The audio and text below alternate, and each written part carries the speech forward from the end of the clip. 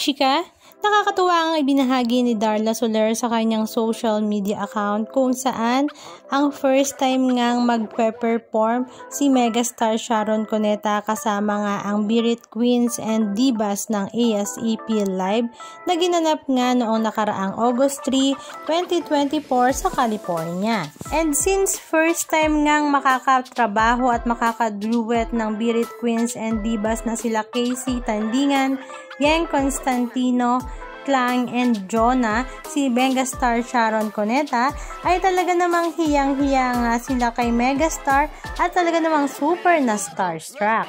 Katunayan nga ay wala nga gustong tumabi kay megastar dahil nga hiyang-hiya nga daw sila. Pero dahil super approachable nga ang megastar na si Sharon Cuneta, ay hinila nga niya si Jonah at kinalong pa para nga ang mga ito ay matiis sa kanya. At nang lumaon nga ay talaga namang napakaganda nga ng kanilang blending sa pagpapractice at the same time ay bonggang-bongga nga ang kanilang naging samahan. Halika at panoorin natin.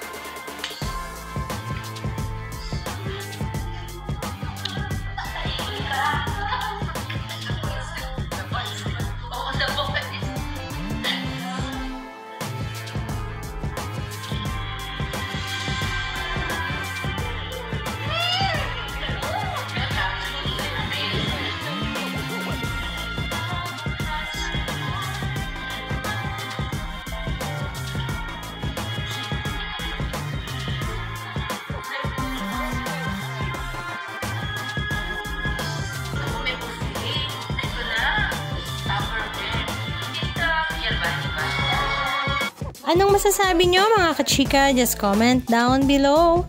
And please don't forget to subscribe. Thank you!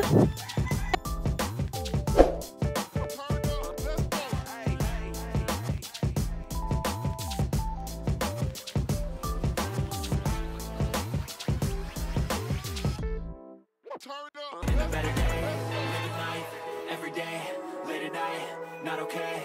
All I want, and I pray, all I need are some better days.